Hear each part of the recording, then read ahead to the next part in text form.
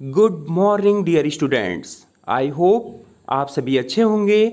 प्यारे बच्चों, आज हम उपस्थित हैं हिंदी कक्षा 8 की व्याकरण पुस्तक व्याकरण निपुण भाग 3 के पाठ 2 वर्ण विचार के पहले मॉड्यूल के साथ। प्रत्येक ध्वनि का लिखित रूप वर्ण कहलाता है, या इसको दूसरे शब्दों में कह सकते हैं, वर्ण भाषा की सबसे छोटी इकाई है, इसलिए उसके खंड नहीं किए जा सकते। भाषा की सबसे छोटी इकाई वर्ण कहलाती है। अब भाषा समझते हैं। भाषा के दो रूप होते हैं, जैसा कि पिछले वीडियो में बताया गया था कि इसके दो रूप मौखिक और लिखित होते हैं, लेकिन इसकी मूल इकाई वर्ण होती है। अब फिर वर्णों के महत्व क्या होते हैं, इसको समझते हैं। तो वर्णों के अभाव में भाषा का अस्तित्व ही संभव नहीं है। अगर वर्ण न हो तो भाषा का अस्तित्व होना संभव नहीं है। दूसरा है, भाषा को शुद्ध रूप से पढ़ने एवं लिखने के लिए वर्णों का ज्ञान आवश्यक होता है। अगर हमें वर्णों का ज्ञान नहीं है तो हम भाषा को शुद्ध पढ़ और लिख नहीं सकते। यहाँ देखिए, एक चार्ट के माध्यम से बताया गया है। तो सबसे देखिए बच्चों, ऊपर वर्णमाला है। वर्णों के व्यवस्थित समूह को वर्णमाला कहते हैं। और वर्ण के दो भेद होते हैं यहाँ पे, स्वर और व्यंजन। स्वर के भी देखिए यहाँ पे दो भेद दिए गए हैं, ह्रस्व और दीर्घ। ह्रस्व स्वर में 4 वर्ण होते हैं, आ, ई, उ और री। दीर्घ स्वर में 7 वर्ण होते हैं, जो देखिए यहाँ पे दिए गए हैं, आ, ई, उ, ए, ऐ, ओ, औ। ये 7 वर्ण जो हैं दीर्घ स्वर कहलाते हैं। फिर देखिए व्यंजन। व्यंजन में यहाँ पे 5 भेद इसके बताए गए हैं, स्पर्श, अंतस्थ, ऊष्म, आगत और संयुक्त। तो स्पर्श व्यंजनों की संख्या 27 है बच्चों, जिनमें जो है का से मा तक के जो वर्ण हैं वो स्पर्श व्यंजन कहलाते हैं। इसके अलावा 2 ड़ा और ढा, 2 वर्ण ऐसे हैं जो स्पर्श व्यंजन की श्रेणी में आते हैं। अंतस्थ व्यंजन 4 होते हैं, या, रा, ला और वा। ऊष्म व्यंजन सा, सा और हा, ये 4 वर्ण जो हैं ऊष्म व्यंजन कहलाते हैं। आगत वर्ण ज और फा, ये 2 वर्ण हैं। और संयुक्त व्यंजन जो है छा, त्रा, ज्ञा और स्रा हैं, ये 4 वर्ण संयुक्त व्यंजन कहलाते हैं।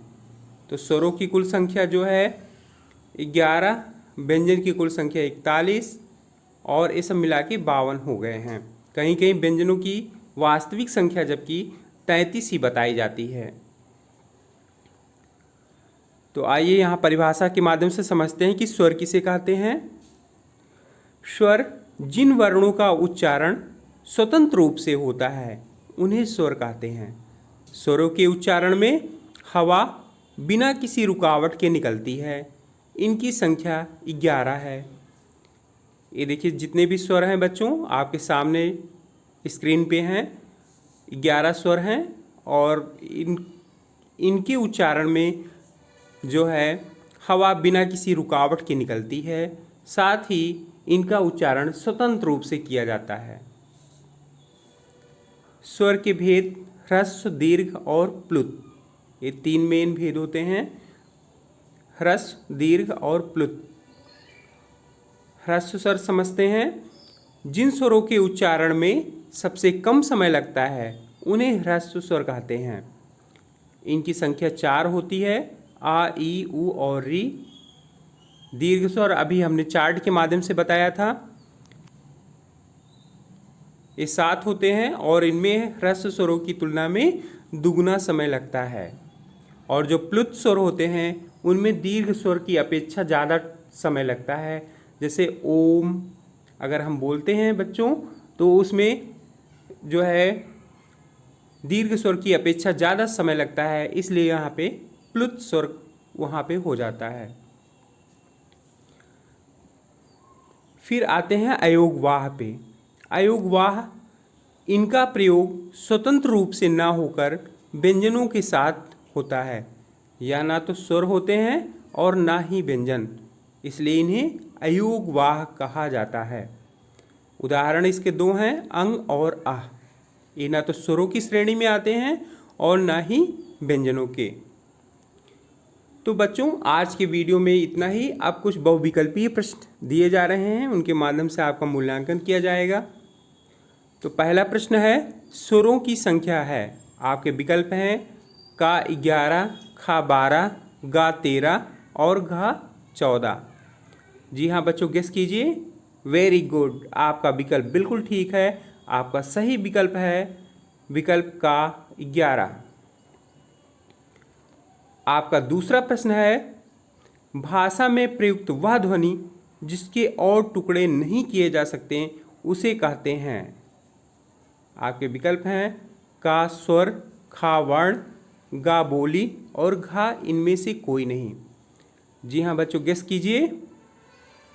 वेरी गुड, आपका सही उत्तर है उत्तर खा, जो विकल्प खा है, वर्ण के टुकड़े नहीं किए जा सकते। फिर क्वेश्चन नंबर 3 है, स्वर के कितने भेद होते हैं। आपके विकल्प हैं का 1, खा 2, गा 3 और घा इनमें से कोई नहीं। तो बच्चों गेस कीजिए स्वर के भेद। जी हाँ बच्चों, वेरी गुड, आपका विकल्प बिल्कुल सही है। आपका सही विकल्प है विकल्प 3, विकल्प गा 3। इसके बाद चौथे प्रश्न पे आते हैं। तो आपका चौथा प्रश्न है, अयोगवाह वर्ण है का। इसमें जो है दो ऑप्शन दिए गए हैं, आपको जो है इसमें से छांटना है दो ग्रुप समूहों में से कि अयोगवाह वर्ण कौन सा है। विकल्प का है आ ई, खा है का खा, गा है पा फा और घा इनमें से कोई नहीं। तो बच्चों गेस कीजिए। वेरी गुड, आपका सही विकल्प है, आपका अनुमान बिल्कुल ठीक है। इसमें विकल्प घा जो है सही रहेगा, इनमें से कोई नहीं, क्योंकि अयोगवाह वर्ण जो है अंग और आह हैं जो इन सभी विकल्पों में नहीं हैं। अतः इसका सही उत्तर होगा विकल्प घा, इनमें से कोई नहीं। अब बच्चों, लघुत्तरीय प्रश्न आपको दिए जा रहे हैं जिनका उत्तर आपको 2 से 3 पंक्तियों में देना है। आपका पहला प्रश्न है, स्वर की परिभाषा दीजिए, इसके कितने भेद हैं, नाम लिखिए। स्वर की परिभाषा देते हुए इनके भेदों के नाम लिखना है आपको। और आपका दूसरा प्रश्न है, वर्ण किसे कहते हैं। तो बच्चों, इन दोनों प्रश्नों के उत्तर आपको 2 से 3 पंक्तियों में देना है। और आज के वीडियो में बस इतना ही। स्वस्थ रहिए, सुरक्षित रहिए, पढ़ाई करते रहिए। मिलते हैं कल एक नए वीडियो के साथ, तब तक के लिए धन्यवाद।